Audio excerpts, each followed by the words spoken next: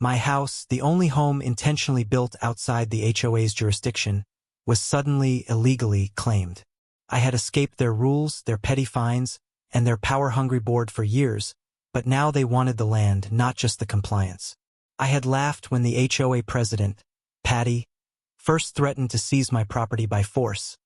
I wasn't laughing now. My freedom, my equity, and my entire future were on the line. The question wasn't if I would fight, but how far I'd have to go to stop a private suburban kingdom from taking my home. The house was not a grand estate. It was a sanctuary. For the homeowner, Elias, it represented the end of decades of apartment living and the beginning of a life finally lived on his own terms. Located on the gentle, pine-studded slope of Whispering Creek, the property offered a singular, perfect view of the setting sun over the distant hills. Elias had chosen it with deliberate, almost surgical precision, because of one crucial, glorious fact.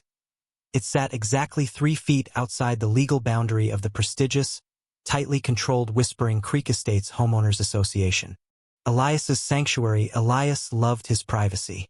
He loved the liberty of not needing permission for the color of his mailbox or the height of his grass. His small, carefully tended yard featured a modest, rustic fence and a collection of potted blue hydrangeas, simple choices that, to the residents just across the invisible line, might as well have been violations of international law. He lived in quiet contentment, watching the world of strict compliance unfold just beyond his hedge, a world he was thankfully, legally, excluded from. The HOA, however, was not content with its own kingdom. It was ruled with an iron fist by the self-appointed queen of the estates, Patty Kessel, a woman whose official title was president, but whose actual job seemed to be the enforcement of her own rigid aesthetic worldview. Patty believed that a community's value, and her personal authority, was only as strong as its weakest link. And in her view, Elias's little plot of freedom, sitting right on their border, was a visual and philosophical blight. Patty's surveillance for months, the tension was a quiet hum, felt only when Elias noticed Patty's expensive SUV creeping past his driveway a little too slowly, her gaze sharp and disapproving. The conflict was not about a shed or a paint color. It was about control. Patty saw his lack of rules as a threat to her rules, a virus of freedom that could potentially infect the compliant masses. She needed to draw him into her orbit, to place him under her thumb. Elias was about to learn that in the world of petty neighborhood politics, an invisible boundary is nothing to a power-hungry committee that believes its authority is limitless. The polite, subtle pressure was about to give way to outright, aggressive seizure. The humming tension that Elias had initially dismissed as the idle curiosity of rich neighbors quickly coalesced into something cold, deliberate, and entirely unwelcome. Patty Kessel, the HOA president, wasn't just interested in his aesthetic. She was interested in his property deed. Her campaign began not with a formal letter, but with surveillance that felt utterly invasive. Elias would find her SUV idling by the curb, her head tipped back as she stared intently at his yard, sometimes joined by a rotation of 2 other HOA board members, all equipped with clipboards and an unsettling air of bureaucratic entitlement. The first volley was the hydrangea ultimatum. Elias had a dozen potted blue hydrangeas, nestled against his rustic fence. They were vibrant, healthy, and perfectly contained. But an official-looking, crested letter soon arrived, postmarked from the HOA office just inside the estate's manicured gates. The letter, thin on legal merit but thick with bold, aggressive language, declared that the hydrangeas constituted unapproved landscaping adjacent to the association's common areas, and demanded their immediate removal. The sheer audacity was stunning. They were his common areas, and his flowers were over 3 feet outside their jurisdiction. Elias threw the letter in the recycling bin. This calculated defiance was exactly the spark Patty had been waiting for. The next letter arrived via certified mail, complete with a $500 fine for noncompliance and a threat of $50 per day in additional fees. The penalty notice cited a section of their CC and RS, covenants, conditions, and restrictions, that Elias had never signed, never agreed to, and which legally did not apply to his land. It was a bluff, but a costly one, designed to intimidate him into voluntary submission. This wasn't about the flowers. It was about establishing precedents. If Elias paid the fine, he was implicitly accepting their authority. Elias, a man who valued peace but detested bullies, sought immediate counsel. His lawyer, a sharp, seasoned litigator named Sarah, confirmed his suspicion. The HOA had zero legal standing. The boundary line was indisputable. Sarah advised him to write a simple, firm letter stating that his property was not subject to the CC and RS, and that any further fines would be met with a countersuit for harassment and trespass. Elias felt a surge of relief. He had the law on his side. But the HOA world operates on its own brand of logic. Patty Kessel didn't care about law. She cared about power. Elias's legal letter was returned to him, completely unopened, affixed with a handwritten sticky note in Patty's aggressive script. Dispute invalid. Fine payment due immediately. The fence and the surveyors. The escalation became physically invasive. One Thursday morning, Elias woke up to the jarring sight of three men in neon vests arguing near his property line. They were carrying surveying equipment. The HOA had hired a private surveying team to ostensibly re-verify the boundary, a move that was purely theatrical but deeply disturbing. The surveyors spent the entire day planting new, temporary stakes right up against Elias's property, effectively narrowing the visible gap of freedom to mere inches. Patty Kessel watched the entire process from a lawn chair she had inexplicably set up across the street, sipping iced tea and making calls, basking in the performative drama. Elias called the police non-emergency line, citing trespass and harassment. When an officer arrived, Patty was already rehearsing her defense. She claimed they were simply protecting the association's interests and ensuring the safety and integrity of the planned community. The officer, clearly uncomfortable with the petty turf war, could only ask the surveyors to remove their equipment from Elias's side of the official line, a frustratingly weak victory. But the message was clear. Patty was willing to use her money and resources to wage a war of attrition, even if she had to skirt the law to do it. The daily fines continued to accumulate on paper, swelling the fictional debt to thousands of dollars. Then came the first act of true malice. Elias had been planning a short, necessary trip out of state. He hired a reputable house sitter. Upon his return, the house sitter, a nervous college student, met him with a look of terror. While Elias was gone, the HOA had placed a portable industrial construction fence directly on his property line. Not just near it, on it. The fence was ugly, bright orange, and blocked his main driveway access, forcing his sitter to park several yards down the street and navigate a cumbersome path of sharp, metal feet every day. The note left on the fence, signed by the board, claimed the fence was necessary to protect the community from non-compliant landscaping and potential health code violations related to the hydrangeas. This was an outright lie, but the visual impact was devastating. Elias's home was literally under siege. The absurdity and pettiness reached a critical point. Elias was trapped by a cheap orange fence and a board of wealthy busybodies who saw his independent land as a cancer on their pristine vision. He had to physically move the heavy fence to get his car into his own garage. The declaration of annexation. The true climax of the rising action arrived weeks later, after Elias had filed a formal, non-frivolous cease and desist order. He thought this legal maneuver would finally silence them. Instead, it provoked the most brazen and shocking maneuver of all. The certified letter that Elias teased in the hook, the Declaration of Annexation, was the HOA's ultimate power play. Patty Kessel, leveraging a deeply obscure, archaic, and legally questionable clause in the original 1970s development plat for Whispering Creek Estates, had convinced the board to vote to unilaterally absorb Elias's property. The clause, which Sarah the lawyer later described as patently unenforceable but terrifyingly written, involved a vague reference to surrounding undeveloped parcels of critical interest and a provision for unilateral inclusion to ensure community contiguity. The HOA had somehow filed this ridiculous document with the county, leveraging their status as a non-profit organization to lend the action a semblance of legitimacy. They hadn't bought his land. They had simply declared it theirs. The accompanying fine notice was no longer about hydrangeas. It was a $15,000 special assessment for retroactive fee accrual and inclusion costs. It stated that, effective immediately, Elias was subject to all CC and RS, and that failure to pay the assessment within 30 days would result in the HOA filing a lien and foreclosure petition against his home. The emotional impact was immediate and chilling. Elias wasn't fighting a petty fine anymore. He was fighting to keep the roof over his head. Patty Kessel wasn't just a nosy neighbor. She was attempting to legally steal his home and force him into a regime of total control.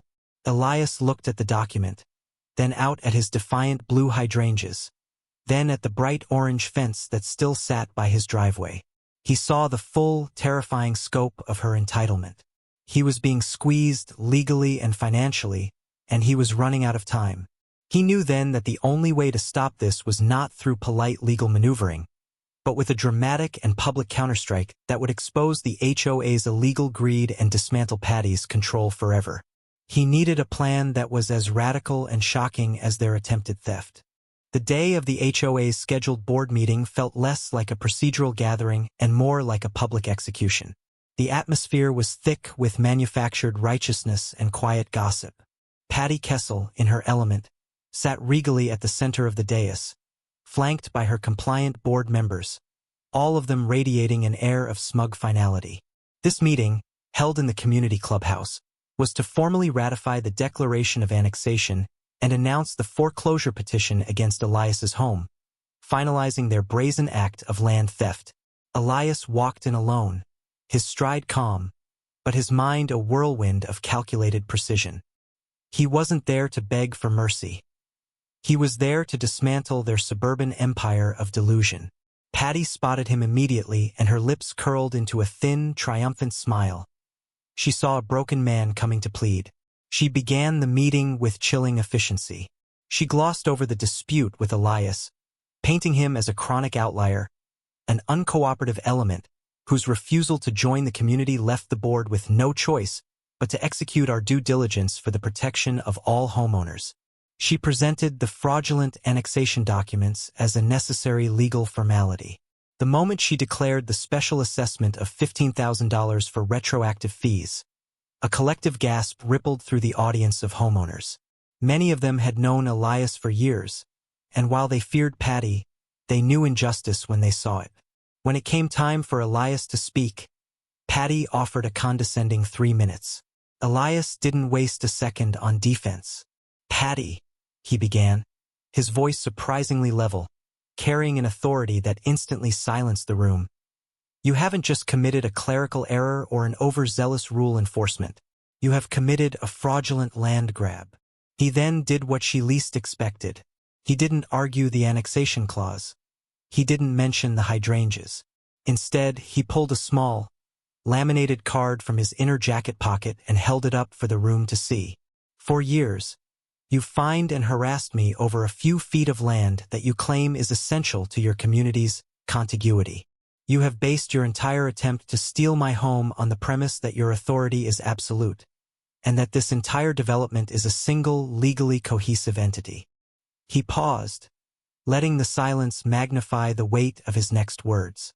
"But I did some deeper digging into the development history, the history you all prefer to ignore."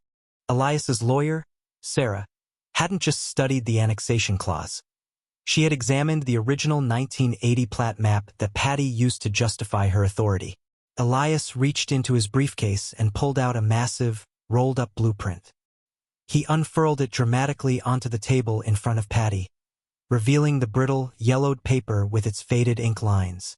"This is the true plat map, filed with the county in 1980, Elias announced. "And on this map, you can all clearly see the official boundary of Whispering Creek Estates."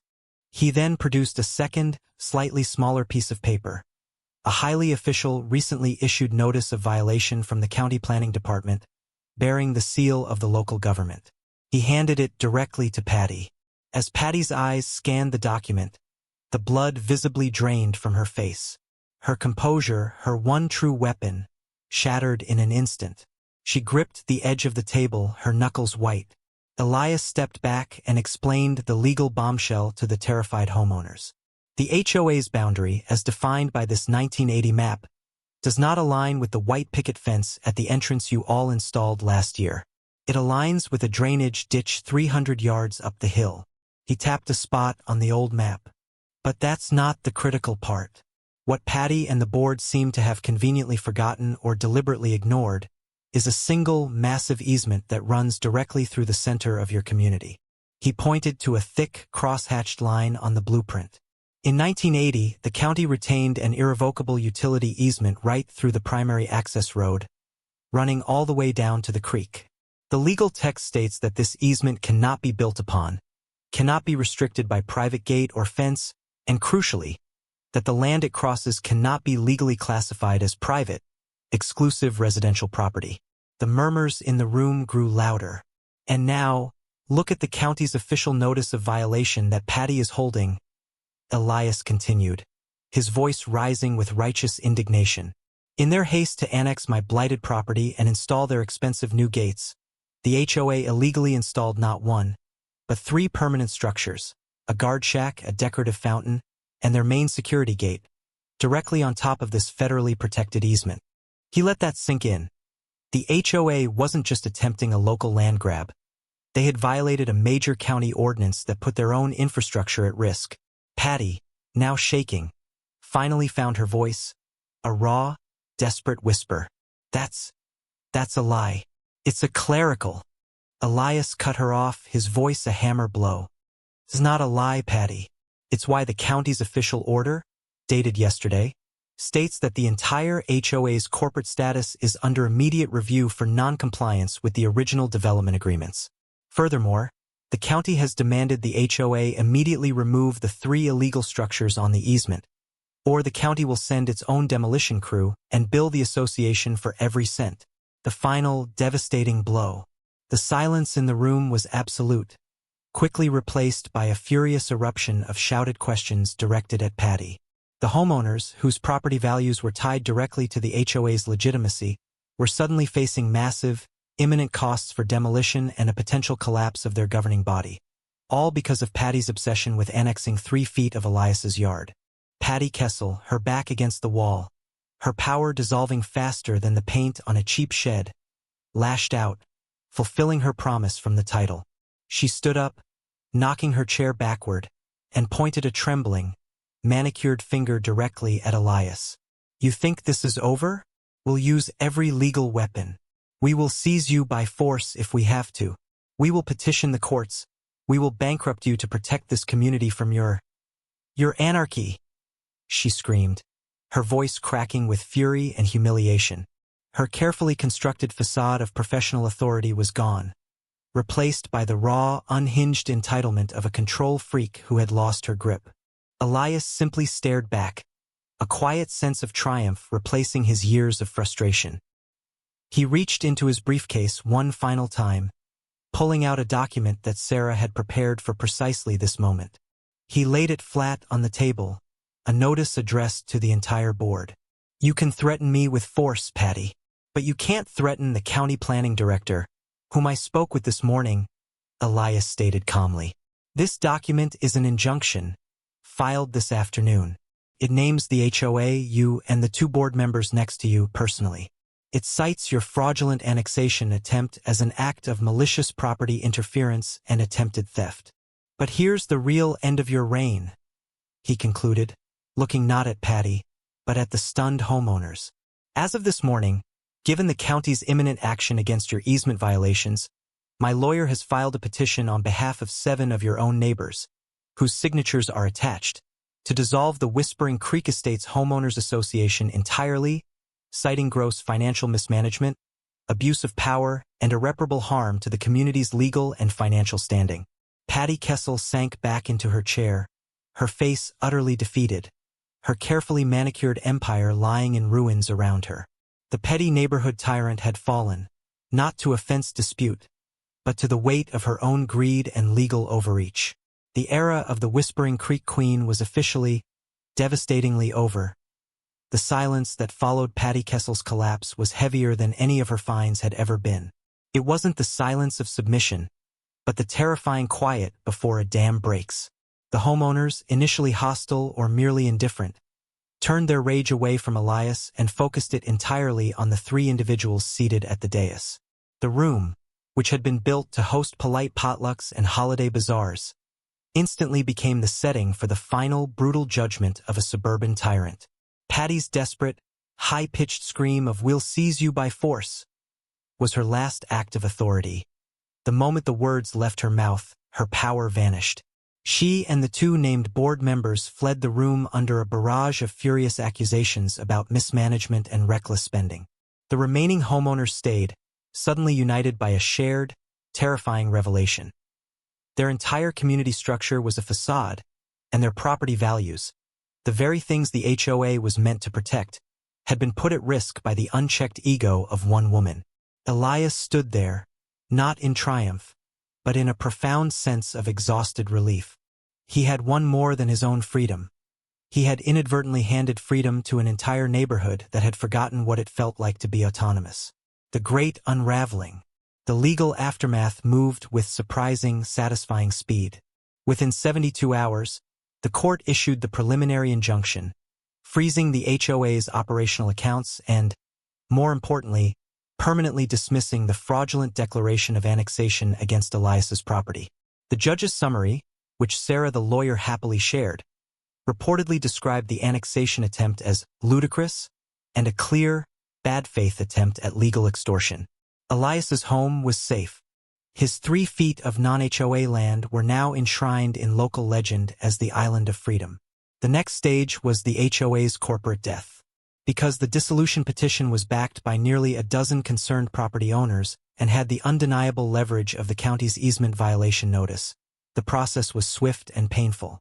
The homeowners learned the true financial costs of Patty's obsession. They were collectively billed a staggering sum for the emergency legal counsel hired by the board to fight the injunction, money that was, ironically, deducted from the HOA's depleted reserves. Then came the physical, visible consequence of Patty's folly. Early one Tuesday morning, Elias watched from his porch as a caravan of Yellow County trucks arrived at the main entrance of Whispering Creek Estates. The crews were precise and emotionless. They used concrete saws and jackhammers to dismantle the illegal structures, the pretentious guard shack, the decorative fountain, and the towering main gate itself, the very symbols of the HOA's exclusive control.